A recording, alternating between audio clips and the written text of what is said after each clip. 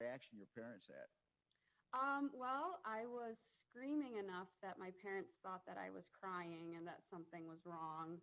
Uh, And when I started yelling that I won $1 million and I was going to be a millionaire, they told me to calm down um, and make sure it wasn't a prank before I really started freaking out. yeah. So they grounded me a little bit. Well, parents can do that. That's part of what parents do, I guess. When did you figure out that it was actually real then? So while we were still talking, I could see notifications coming up on my phone that people were starting to follow me on Instagram and Facebook and message me. And I think that was it for me. I knew that my name had actually been announced and I had actually won the Vax-a-Million. Yeah. So if I hadn't called you, it would have just come up. You had friends contact you then. Yeah, most likely. So, did you grow up in the Cleveland area? Um, I went to high school in the Cleveland area, so Shaker Heights High School for 4 years. And my parents are still here, so still come back and visit sometimes. Michigan State. You went there, right? Yes, just graduated May 2020. All right. Well, fantastic. Well, we'll come back to you. I'm sure the news media will have some questions for you. And we'll go to Joseph. Joseph, how are you doing? Good. How are you? Well, I'm doing well, and you looks like you guys got up early and you were doing what? Good Morning America, Today Show. That's Yep. kind of crazy, huh? Yeah. So, Joseph, why don't you tell everybody how you found out about it? Who told you? My dad was driving me home from youth group, and he didn't want to tell me, so he kept it as a surprise when I got home. It's So, people from the governor's office, I guess, told me that I had won the lottery scholarship. and Colleen, when I called you, I think you were just leaving work. Yes. And Yeah. what was your first reaction? Well, my first reaction was I thought maybe I needed to sit down and sort of, like Abby said, ground myself a little to absorb the information you were sharing. So what day when did Joseph get the shot itself? It was Joseph, Saturday. this past Saturday? Yes. And then who entered Joseph? Did Joseph do it, or did you do it, or? I did. Yeah, I entered all of our family members on Sunday before the deadline. On Sunday, huh? Yes. Okay, that's great. Well, we'll come back to you guys and hang in there, and I'm sure the news media will have some questions for you. But Fran, I really enjoyed having the opportunity to meet your family and some of your neighbors last night. It was a fun night for us. I'm sure a surprising night, at least for you guys. Oh, Absolutely. It was wonderful. Thank you. Thanks so for let me just go through a couple things here, and then we'll get to questions. The winners were selected, and the drawing conducted, of course, by the Ohio Lottery, overseen by the Ohio Auditor of State. Drawing was on Monday, May 24th. 2,758,470 Ohioans entered the drawing by the point of time it was cut off. Drawing to win $1 million prize. 104,386 were signed up by midnight, those aged 12 to 17, to enter the drawing for a college scholarship. The entry period now for our next Vax-a-Million drawing ends May 30th, 2021 at 11:59. So again, May 30th coming up for that deadline. Ohio Vax-a-Million is an opt-in program, meaning you not only need your shot, but you, of course, need to actually go in. You're not automatically entered. If you've been entered, you're in for all the drawings that will be coming up. Takes less than 2 minutes to enter online at OhioVax-a-Million.com. That's OhioVax-a-Million.com. Those without internet access can also enter by phone at 1-833-4-ASK-ODH. That is 1-833-427-5634. Once you enter, your entry will be carried over through all the drawings. As I said, you don't need to submit your name each week. The entry list will be reviewed. All duplicate entries are removed each week. In addition, any winner will be removed from the eligible draw list for subsequent drawings. Vaccination records will then, of course, be verified for winners. If you're an Ohio resident who is vaccinated in another state, you are still eligible. You'll need, of course, to present some proof of vaccinations. Winners will be announced next week, next Wednesday, 7:29 a.m., just like we did it, p.m., excuse me, just like we did it this week. So the next announcement will take place on Wednesday, June 2nd, and will continue each Wednesday until June 23rd. Let me make an announcement about the Wolstein Center. Been very successful. We did extend it to 12 weeks. We will be heading into our final week then beginning next Tuesday. So I want to announce that the Wolstein Center will be offering the Pfizer vaccine during the clinic's 12th and final week. Pfizer will be what will be offered. The clinic's last day of operation will be Monday, June 7th. Pfizer is the only vaccine approved for those ages 12 and up. So if you're a parent who has been thinking about bringing your child to the Wolstein Center for their vaccination, now is the time. Of course, there's also close to 2,000 other sites around the state of Ohio. Not all give the Pfizer, but certainly many, many do. Going back now to the Wolstein Center, been very successful. The process to get in and out the door here has been fast. It's been efficient for both young people and adults. Those who receive their first dose of the Pfizer at the Wolstein Center before the clinic closes will be scheduled to receive their second dose at an area discount drug location. Free transportation also continues. Free transportation in Cuyahoga County is available by calling 211. 211 in Cuyahoga County. Youth ages 12 to 17 must have consent from and be accompanied by a parent or legal guardian to be vaccinated at the Wolstein Center. Parking is free. Ohio's mass vaccination clinic, the Wolstein Center, is open 7 days a week. Open now. Walk-ins are welcome from 8 a.m. to 7 p.m. or vaccination appointments can be reserved at gettheshot.coronavirus.ohio.gov. That's gettheshot.coronavirus.ohio.gov or by calling 833-4-ASK-ODH. So our main purpose today for the press conference is to hear from our winners. And so we will now open it up for any press inquiries. Governor, today's first question is from Andy Chow at Ohio Public Radio and Television. Hi, everybody. A question for both of the winners. What role did the lottery play in your decision to get the vaccine? Did you get the vaccine after the lottery was announced, or had you already been vaccinated beforehand? And what do you think in general just about the idea of this lottery? So Abby, we'll just start with you, I think. Yeah, so I actually got the vaccine before the idea of the Vax-a-Million was announced. I got my first Moderna vaccine shot the first week that I was allowed to in Ohio. And I think the second part of your question was just my opinion on this, and I think it was a great idea. Just hearing the numbers of how many people signed up just because of this Vax-a-Million idea, it's clearly working, and I think that's great. So Colleen and Rich and Joseph, you guys can take a shot at that one, at Andy's question. Yes. So my husband and I were previously vaccinated. He was in February, right? Because he's a teacher. Yeah. And then my vaccines were complete in April.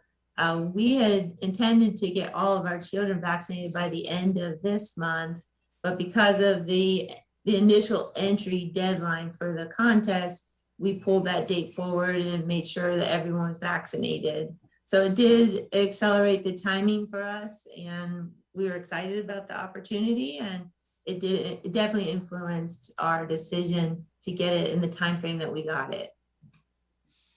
So Colleen, another interesting thing, you are an engineer, correct? Yes, I'm a chemical engineer. Okay, you and Abby both. So that's great. Rich, you teach school, right? Yes. That's Yes. great. Montgomery County. Yes, yes. That's great. Yeah. All right, we'll go to the next question. Next question is from Josh Rotenberg at Spectrum News. Yeah, this question is for both the winners. What has this past 24 hours or less been like for you guys? Has it actually sank in that you won $1 million and you won a college scholarship? Abby, you want to start? Sure. Just to sum it up in one word, a whirlwind, and it absolutely has not processed yet. I am still digesting it, and I like to say that it feels like this is happening to a different person. I cannot believe it. Joseph? Yeah, I'm still not really processing it that well, but it's okay. Excited. Yeah. Yeah. Yeah. Very excited. Next question is from Jim Province at the Toledo Blade. Governor, this question's for you. You made the calls to let them personally know yesterday. Do you plan to do that with all of the winners? And did you feel a little bit like Ed McMahon? Well, let me just say that calling someone and telling them that they've won $1 million is a great thing, and calling a family and telling them that they have a scholarship paid for 4 years is also fun. So yeah, Fran and I enjoyed it a lot. We were able to go to Joseph's home and later after the call. So yeah, it was fun. I had told our team, don't let me know the winner. We kept, this is, very tightly held. And I said, don't tell me the winner until I think 5 or 6 o'clock last night. And that's what they did. And they had told me the general area of the state where the 2 winners were living. So, but yeah, it was a fun night. Next question is from Jesse Balmert at the Cincinnati Enquirer. Yeah, Jim, let me just finish. I forgot the rest of your question, but yeah, I mean, I hope to call the winners. That would be my intent, at least, in the future.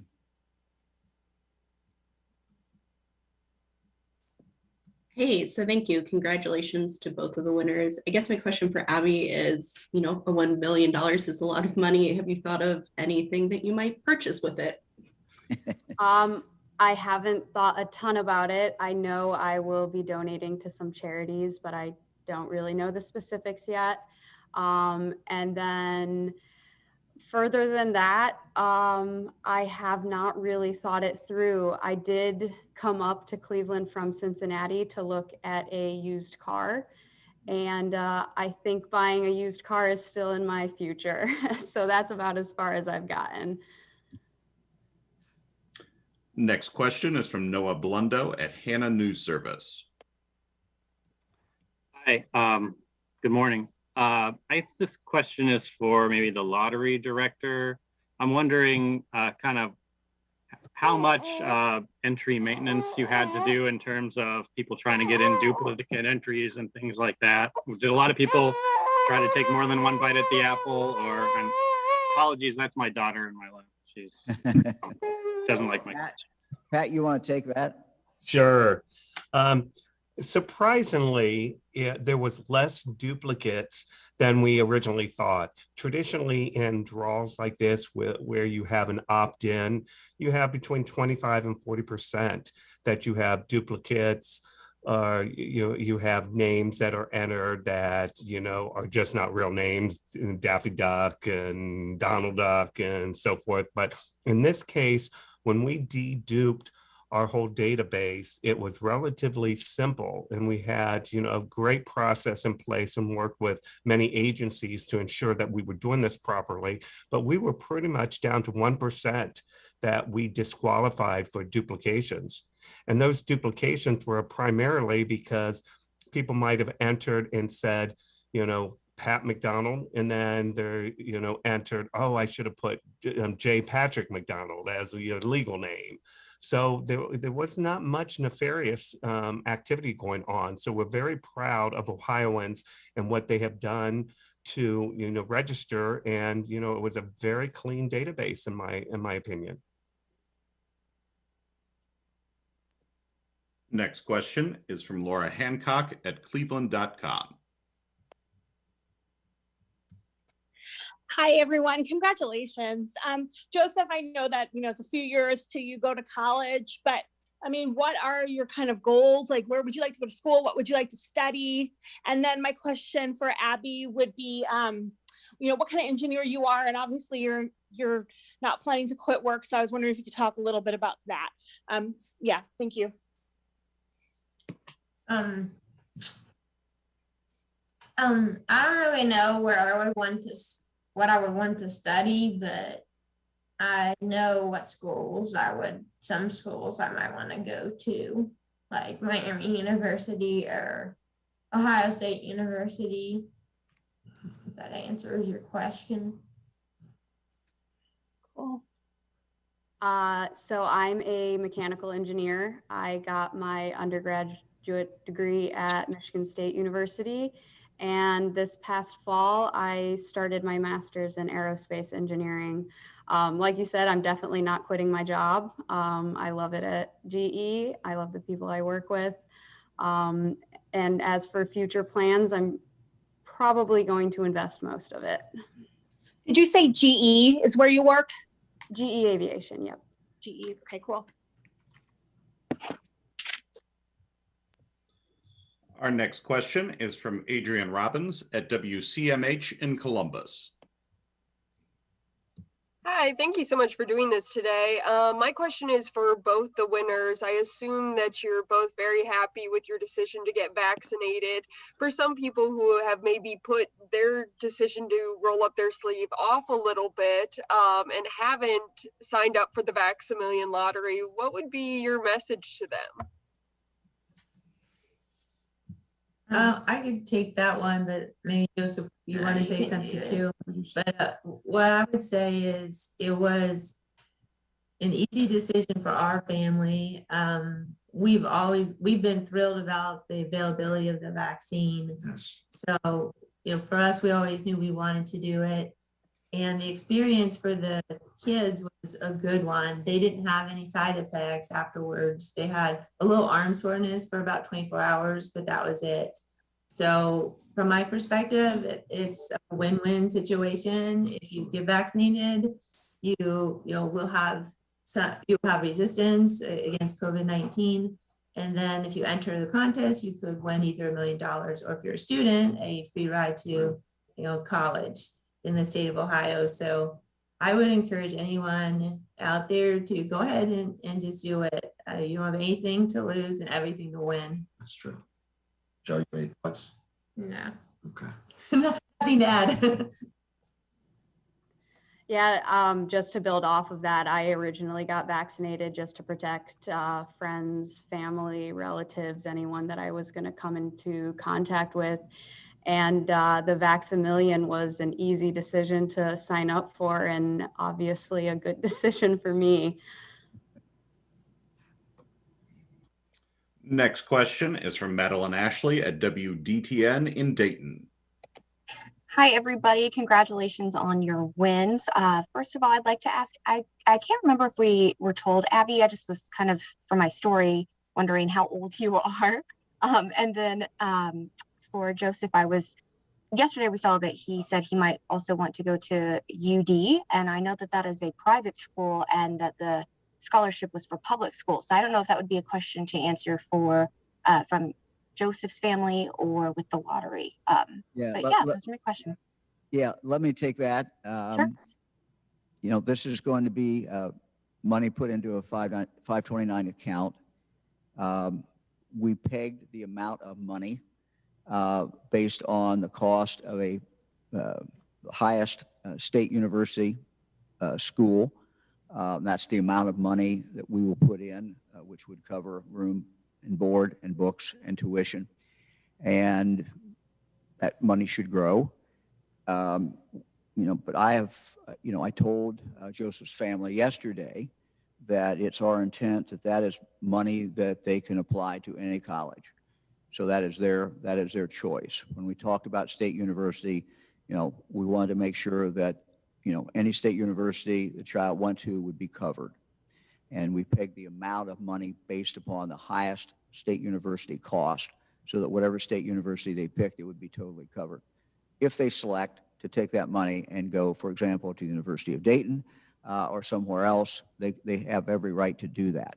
And, we support whatever their choice is. Fran and I have been through college searches with 8 children and have watched as many of our grandchildren have done it. And it's, it's a great process. And ultimately, everybody has to make their own decision. What's best for the child, best for the student. The student ultimately makes that decision along with the parents. So all we're doing is facilitating that or helping that, but we don't want in any way interfere in that choice. Thank you, Governor DeWine. And then Abby, I was just curious, your age. Yep, I'm 22. Awesome. Thank you. Our next question is from Jim Oddie at WHIO in Dayton. Jim. Again, I'd like to congratulate the winners. I wanted to ask for both of you, Abby and the Costello family, in the last 24 hours, how you have been inundated perhaps with those people who've come, and we're one of them, have come and wanted to talk with you, and how you plan to handle that in the future, because the celebrity follows you wherever you go. From this point on, you will be known as the first winners of Vax-a-Million. Abby, how do you plan to handle it? The Costello family, how do you plan to handle it? So last night, I pretty much just ignored my phone. This was going to be the first media event that I did. And going forward, I still don't really have a plan. Still working through that with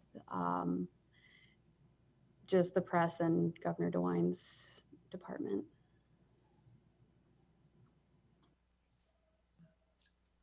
So we were contacted by Governor DeWine's staff, and they visited us last night. And so that was really helpful to be able to speak with the people on his staff and those individuals. They gave us our options and helped us understand the process.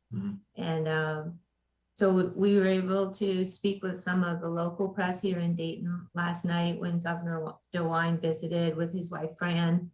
So that was a special opportunity, and we wanted to take that. We've had a lot of requests, and just like Abby, we're not responding to all of them right now. So I think we're going to take it as it comes, but I think Joseph will be pretty much ready to go offline for a little while by noon today. So I'm not sure how many more we'll be doing today. But it's been exciting, GMA and then the Today Show, CNN. There's certain, activity that we do want to enjoy. It's a special opportunity to be able to do that. But any thoughts, Joe, on that? You're looking at? Not really. Just don't. I think we've reached out to enough of the companies, so I think we'll call it a day on that. Understood. Our next question is from Lindsay Mills at WBNS in Columbus. Hey guys, congratulations once again. Sort of piggybacking off of that last question, this was a unique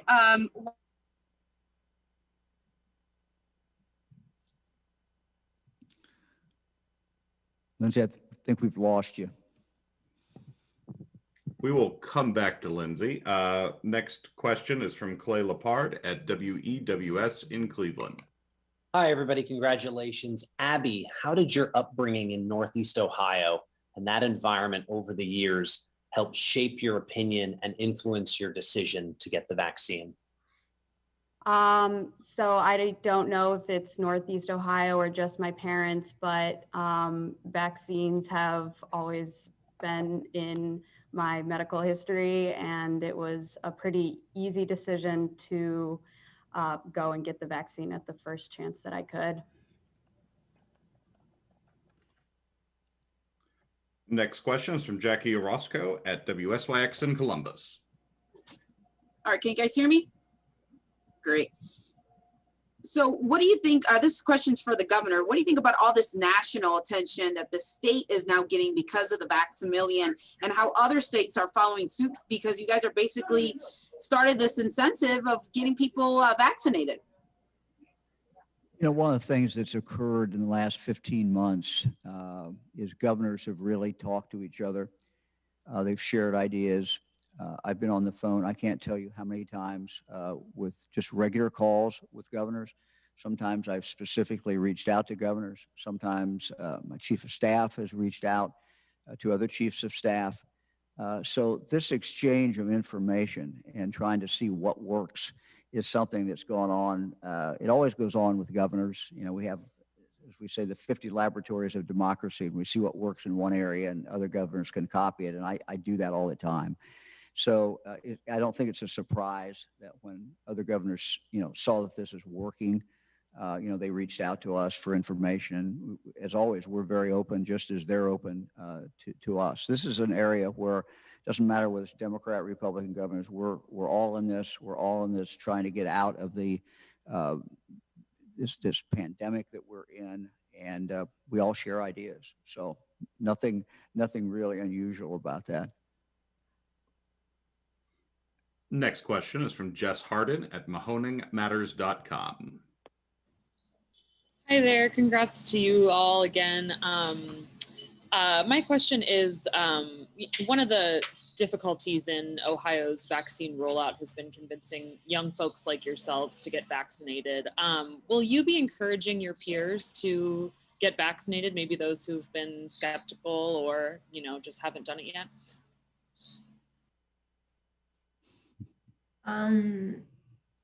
Probably not, because I think they can make that decision themselves, but yeah.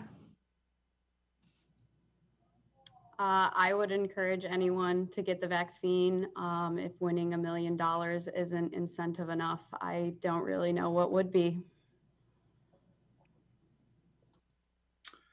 Next question is from Dave Mitchell at WXIX in Cincinnati.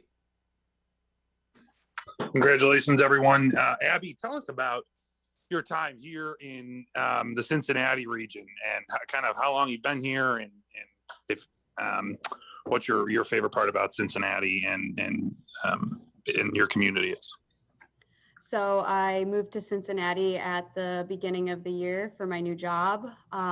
Due to COVID, I haven't gotten to explore the city as much as maybe I would have during more normal times, but I have gotten to visit a couple of restaurants, gone to a couple parks, which has been beautiful. And overall, I've just had an extremely positive experience with Cincinnati, and I really enjoy living there.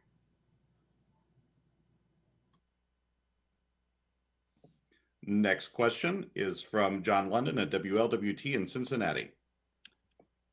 Governor, a question for you, a two-part question. I was reading an editorial of yours this morning, and I would like you to recount what role the old Bill Vet quote played in convincing you to do this idea, and why do you think there's such a strong response in rural areas to Vax-a-Million as opposed to urban areas? Yeah, John, I missed the first question. I got the second one, the rural. What was the first one? The first part is about the editorial that I read this morning that you wrote, and you referenced an old Bill Vet quote, which I thought, and how that did that tip the balance to go ahead with Vax-a-Million? Yeah, well, I'll start with the rural. I don't think it should be a surprise that we've seen the biggest increase in the rural areas. It's interesting. I was talking to our data person, Jeff Brown, this morning, and I said, just tell me where we are. And he says, look, we see an increase in every region, in virtually every county. Virtually every county. We see an increase among all demographics. But I don't think it should shock us because the rural has been the slowest uptake. So it has much more room to grow than the urban areas. So although we've got an increase in the urban areas, the bigger increase has been in the rural areas. And I don't think that should shock us because that's where the growth could actually occur. And we're very happy to see that. You know, it's so very important that every area of the state, every county, every community, you know, have a high level of vaccination so that we can keep this virus down. The Bill Veeck quote, you know, Bill Veeck was someone who, you know, owned the Indians and the White Sox and I guess the old Browns and St. Louis Browns. And, you know, a number of years ago, I read a book that he wrote, you know, it's called Veeck is in Rec. And actually gave that book a few years ago to our son, Brian, who runs a baseball team. And Veeck was a great promoter. But I always remembered a quote that I'd read from him. And that quote basically was to the effect that, you know, I could give 1,000 beers away to people in the stands. They'd drink it and go back and watch the ball game. If I gave the 1,000 beers to one person, you know, then people would be talking about it. And so as we kind of looked at this, you know, I felt we needed to create some excitement. And I thought $1 million and a scholarship over a 5-week period of time, 5 different times, would create a lot of excitement and would create a lot of interest. And, you know, this decision also came, frankly, directly out of my visits and Fran's visits to vaccination sites around the state. And I always try to listen. And Fran and I listen a lot. And, you know, as we talk to people who are being vaccinated, you know, it just became clear that some people, they were going to get it or might get it. They weren't against it. It just wasn't any sense of urgency. So, you know, if you look at, for example, the example of Joseph, it sounds like what the, you know, the Costello family is saying is Joseph would have gotten it. But it sounds like the time when he got it was moved up. And we know as we're trying to deal with this virus that the faster we can get people vaccinated, the better it is. Because once someone is vaccinated and they reach their full immunity, not only won't they get it, but they're not going to spread it. And so, you know, we had really 2 goals. One is to get more people vaccinated, but the other is to speed up the people who might be getting vaccinated anyway, but move up their time. So, you know, all of that kind of went into the calculation, as I outlined in the op-ed piece that we wrote for the New York Times. You know, member of my staff, Ann O'Donnell, who's been with me for many, many years with me in the Senate, you know, we were on a conference call and literally kind of pulling our hair out. What else can we do? I mean, we were seeing these cases just, the vaccinations, excuse me, just continue to drop. And we had to turn it around. And what this did ultimately was to turn it around. But her, you know, she threw out the idea, and she said it kind of sheepishly, like, "Well, maybe kind of crazy idea, but what if we did a lottery?" And you know, we talked about it probably for no more than 30 seconds, and kind of moved on. But then I just started thinking about it, and trying to figure out, well, what can we do? And it sounded like a crazy idea, but the more I thought about it, and I literally did go back to the Bill Veeck quote. Something I've always remembered, and you know, that this would create some excitement, and this is the way to create excitement and put the focus back on the vaccination, and maybe encourage some people, you know, to get vaccinated, and encourage other people who eventually would have got vaccinated to do it sooner. So, you know, very, very happy with where we are. Governor, I think we've reached our last reporter in line for questions, and it is Sarah Mervosh from the New York Times. Hi, Abby and the Costello family. Congratulations and thanks for your time. My question is specifically, like, what were you doing yesterday? What was the narrative of your day yesterday before you got the call from the governor in the governor's office? Where were you? Where exactly were you when you got the call? And for the Costello family, what was it like having the governor and Fran over to your house? And what did you guys do while they were there? Abby, you want to take that first? Yeah. So I live in Cincinnati, but my parents live in Cleveland, Shaker Heights in specific. And I was on my way from Cincinnati to Cleveland when I got the call, which I thought was a prank call initially. And it was a Wednesday night that I'm never going to forget. And Abby, were you going there to buy a new car or a used car? I was, yeah. I mentioned that there was a car that I was going to look at tonight. And that was one of the reasons why I was coming up last night. Thank you. So I was the one that got the call from the governor, and yesterday was a pretty normal day. What was kind of fun about the narrative of the day was I was having a lunch with my colleagues and we were talking and I said, today my life could change. And they said, why? I said, well, I entered myself and all of our family members into the Vax-a-Million lottery. So one of us could win it. And we were looking on our phones to see what time the drawing was going to be. And then after that, I actually forgot about the time.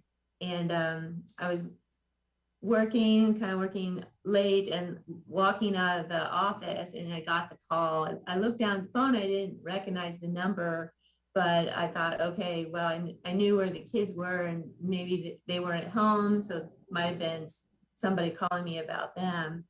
And I picked up the phone and it was the governor. He started talking. At first, I didn't think it was really him. I thought maybe it was a taped message that I was listening to and I didn't know what it was about.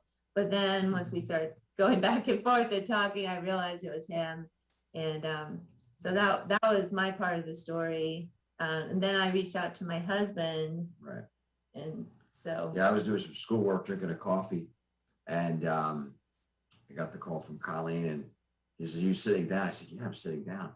And she, started telling me what had happened, and the excitement level through the phone, everything else. I thought the people around me at the coffee shop were going to hear it. She was so excited, and then said, I said, "Well, listen, we'll get the boys." They were a youth group, and I finally got them out of there and brought them back, and it was just so exciting. So that was what happened. And having the governor's wife out and, to the house last night, we were on the front lawn. Neighbors came out and visited. It was a lot of fun to interact with them and just get to know them a little bit. Real meaningful, just a memorable night. Let's face it, anyone would say that it's the kind of thing that just happens, maybe once in your lifetime, probably not. Mm-hmm. So in light of that, there was just a lot of excitement around it. Yeah. Yeah, we really enjoyed talking with them. How about you, what Joe? about you? Talk about you. What was your experience? You just your first day of summer vacation, right? Yeah. And I didn't know what it was because my dad hadn't told me it when he picked me up.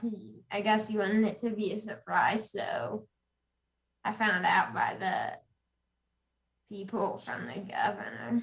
Right. They we were riding home and I said, "Joe, just it's good news, but no questions. Just look out the window." Yeah. Yeah.